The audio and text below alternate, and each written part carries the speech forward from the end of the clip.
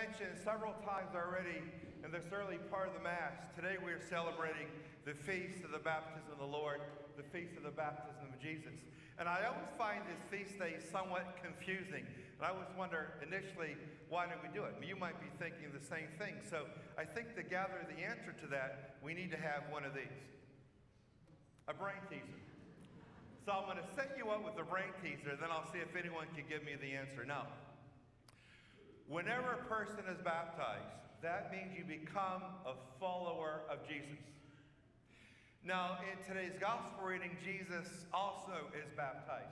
That's the part that confuses me.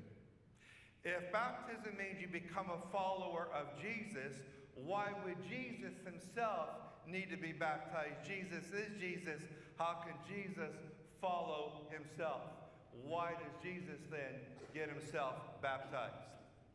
If you have the answer to that question, then raise your hand. Your hand's up a little bit. Okay, he was a Jew. That's one of the reasons why he needed to be baptized. But there's another reason why Jesus decides to get baptized. As an example, you're exactly right. Jesus is the ultimate leader. So Jesus never asked us to do anything he himself has not already done. So when we get baptized, everything we experience in our life as a baptized Christian is because Jesus experienced those things first. When you go through a period of suffering in your life, it's because Jesus suffered first. If you go through a time of tribulation in your life, it's because Jesus went through tribulation first. If you feel like you're being crucified at work by those around you, it's because Jesus Christ was crucified first. And if you're experiencing joy, you're experiencing resurrection, it's because Jesus Christ experienced joy and resurrection first. So what does it really mean to be a baptized Christian?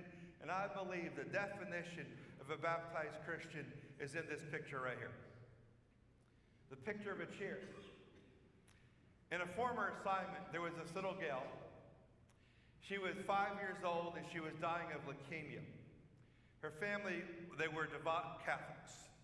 The doctor told the family their little daughter would not make it to age of 6. The family, the mother and father, wanted their little daughter to experience the taste of the Eucharist, to have First Holy Communion. And the typical age for that is age 8, age 9 to 2nd grade. So they knew for a fact, and the doctor concurred, she would never make it to the 2nd grade. The leukemia would take her well prior to that. Mom and Dad asked me if I'd be willing to give their little daughter communion. I said, well, all I want you to do is this, and the answer is yes. Despite the fact that she initially, in terms of the canons of the church, she doesn't qualify. But the very fact that God is calling her life and she'll never make it to age 6, never make it to the 2nd grade. Mom and Dad, just spend some time explaining to your daughter what the Eucharist means. Will she understand? She just might. The truth of the matter is, I'm not too sure if any of us really understand the total complexity and the importance of the Eucharist, because if we did, we would never miss Mass. We would never have an excuse or reason to miss Mass. So they explained to her the Eucharist. And then it was my turn to take to this little gal at her home First Holy Communion. I remember driving there. I was pretty excited because I thought to myself, this is a good thing to do. This gal is never going to live long enough, and I want her to have communion. So I got to the house, walked up to the front door, rang the doorbell. Mom let me in the house. And when she let me in the house, she escorted me to her daughter's bedroom. And I got into the bedroom, where right next to her bed was a chair. And the little gal's in bed, and she's got this big smile on her face. She had this little round head, 5 years old, just a little round head. She had these beautiful blue eyes. They were deep blue eyes. And she had a beautiful dimple. And I looked at that little gal, and she just looked so beautiful. All the worries that I had in my heart on that particular day, they just evaporated, because she was just a sight to see. And I said at that very moment, as I looked at that pretty little face, I said to myself, initially I was going to go there once a month, maybe once every 3rd week to give her communion. And I said at that very moment, no. I'm going to go to this little gal's house every day. I've got to see that little round face as much as I can before the good Lord calls that little round face home. Now the mom left. When she left me sit in the chair, right next to her daughter. And we had an incredible conversation. It was just a great, great visit. I gave her communion, and she kept that big smile on her face. Then I gave her a blessing, and I left. And I told Mom I would be back the next day. I'm not sure when, but I'll be back. And she appreciated that. Now, I wasn't doing my job well. I just fell in love with this little gal in a platonic way, and I knew I wanted to see her again, many times. Now, the next day, I went to the house. I rang the doorbell. Mom answered the door again, and she let me into the house, and Mom went off.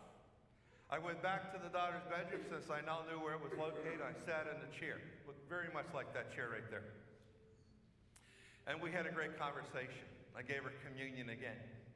And I went back to the house day after day after day, and I would ring the doorbell. Mom, sometimes Dad would let me in. They would go off. They would never follow me into the bedroom. They realized that their daughter needed time to talk to her priest as she's nearing the end of her life. Maybe they didn't want to interrupt what the daughter perhaps wanted to offer or say to the priest. And day after day after day after day, when I sat on a chair that looked just like that one, I felt the same thing. I felt the essence in the meaning of baptism. What do you think I felt when I sat on the chair that was located right next to this beautiful little gal's bed? What do you think I felt? Any idea? I felt love, no question about it. I felt peace and joy, no question about that. But every time I sat in that chair, I would feel the exact same thing. What do you think I felt? Someone said it over here. I felt warmth. You see, the chair was warm. When you sit in a chair that's been occupied by someone else and immediately got up and you immediately got down, you feel the warmth of the chair. And actually, if it's a cold day, that's a good feeling. It's like having heated seats in your car, which I don't. The funeral director does. And I enjoy getting in his car because those heated seats, you just kind of snuggle in there and say, I'm going to spend the rest of the day in here.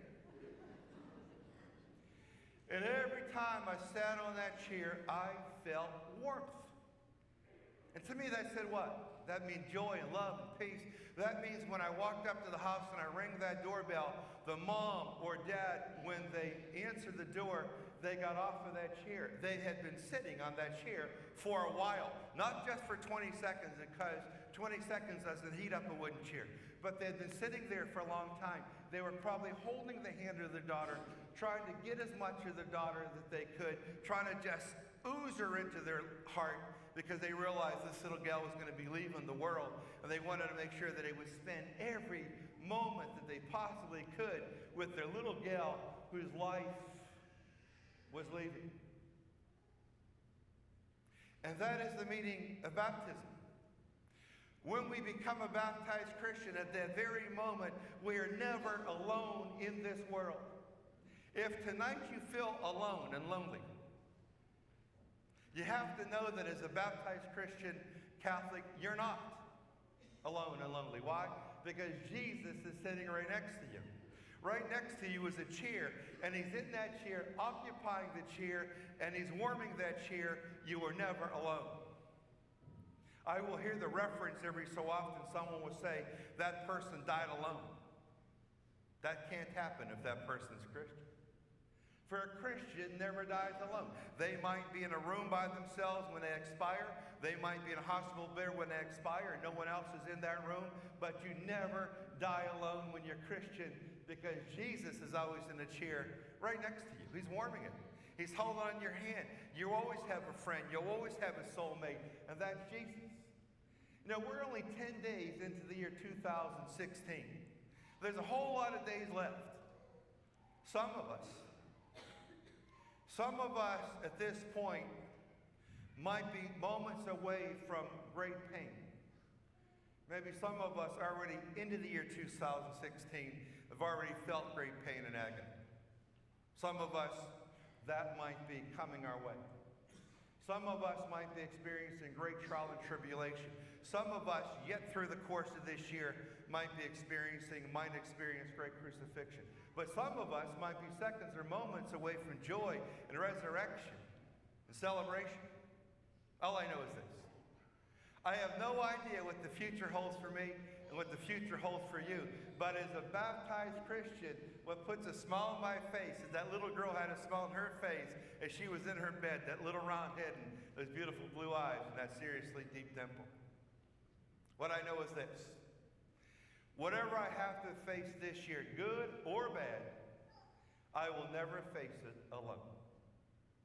Because as a baptized Christian, Jesus is always sitting right next to me. He's always warming the chair that is right next to me. For nothing I do alone. Everything I do with my friend, my buddy. I do with my partner, my helper. And that's Jesus Christ. That's what it means to be a baptized Christian. That cheer.